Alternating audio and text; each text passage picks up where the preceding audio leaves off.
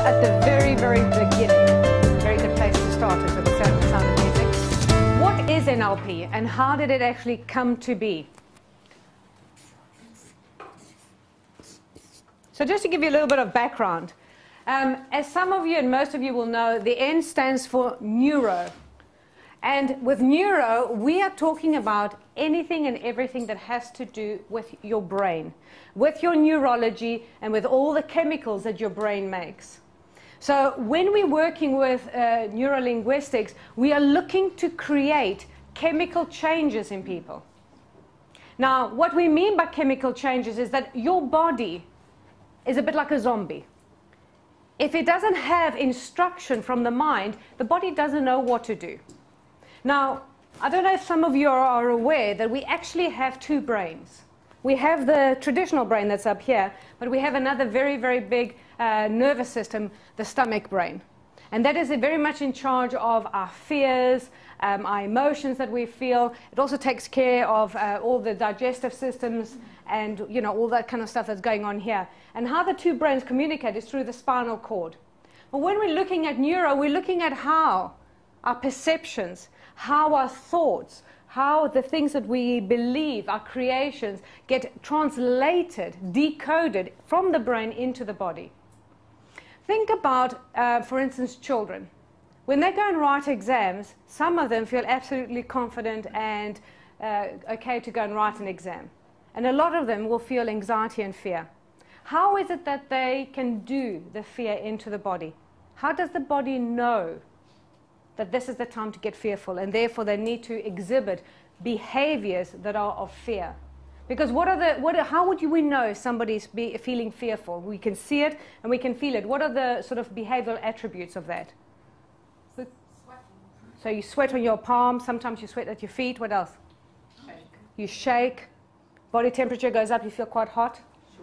Shortness of breath. So there's quite a lot of behavioral, physical attributes that happen that equal the fear.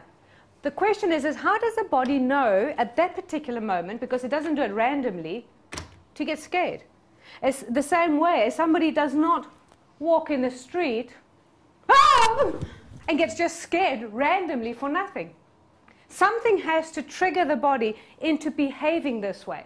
And this is what we're looking for in the neuro. So right through this whole week, when you're starting to now understand behavior, you get into an attitude of curiosity as to what has to happen in the neurology of a person in order for them to behave in the way that they're behaving. Whether it is a negative or a positive, it doesn't matter.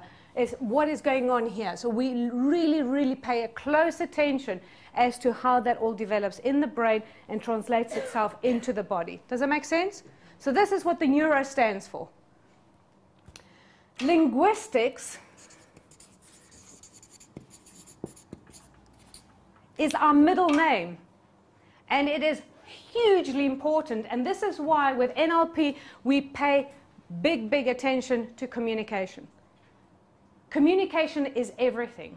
Whether you are communicating with yourself or whether you're communicating with somebody else, whether you are receiving communication from somebody else or you are receiving communication from your thoughts or your perceptions of what's going on around. Linguistics is everything. It's my biggest passion in NLP. Now, if you can learn, and you will learn with us, how to listen to the way that people structure sentences, the way they use their words, you'll be able to understand how they create what's going on in the brain. Is that cool? Think about this. For somebody to exhibit that behavior, it's all going on in the head, isn't it? Now, if you speak to somebody, they have to take those thoughts, those feelings, and translate them, decode them into utterances, words, the language that you were taught, to share that with somebody else. Otherwise, nobody can understand. So it's in the way that those words, those sentences come out, that you're able to listen carefully, because we're going to show you what to listen for. You'll be able to understand how that behavior is created. So how useful will that be for you when you're sitting in front of somebody, whether it's at work or whether it's personal or with a friend or your family, and you are able, through what they say, in the way that they say it, you are able to understand better how they create their insecurities, their problems, their expectations, their joys. how useful will that be for you? How useful will it be for yourself the next time that you want to do something and you feel you've got a limitation there, you've got a limiting belief that you can't do something? And you ask yourself, you get to a conscious level, and you say, well, how do I create that limitation? What am I saying to myself? And then through the linguistics, you can unpick what stops you. Cool, isn't it? So linguistics is paramount. And we do loads and loads of work around this. And of course, last but not least, is the programming. Now, our computer, our brains is very much like a computer. Okay? So when you are born, you've got a very, very basic computer system. In other words, you've got a brand new computer and it's just got DOS and perhaps just the start of Windows, but it's got nothing else. There's no Word, there's no Excel, there's no PowerPoints. But what happens is we have a program that says, when something doesn't feel right here, I go, meh, and I get fed. And when I'm not feeling comfortable, something is not feeling right, I go, meh, and something changes. Most times anyway, we hope. And when I'm bored, because I've noticed that when I get attention and I'm bored, if I do that, hey, this giant comes back in and gives me some attention, makes me feel good. So I learn to use those programs more and more, and I become extremely effective with them. But in the same way, everything that you've done, everything that is behavior-based, if you were not born with the ability to do it, you've learned it. And this is where programming comes in. The good news is that if you've learned it and you don't want it anymore, you can undo it. As long as you recognize that this is a program and you can work out what the program is. And this is what this programming is all about, is for us actually now looking at understanding and unpicking how we create this behavior. What are the triggers? What are the anchors? What are the steps that we take to execute? Because again, like what I was saying earlier on with fear, it doesn't just randomly happen. We are programmed. And the way that we can see whether we're programmed is to ask ourselves, this thing that I do, does everybody do it the same way that I do it, or is that unique to me? And if it's unique to you, it's something that you have learned by the circumstances and the environment that you're in. Does that make sense? So with NLP at all times, we are constantly looking at what is going on. And this is probably the most important part, because these will support that. In order to understand this, we use the linguistics. We learn how to listen, but we also learn how to give back.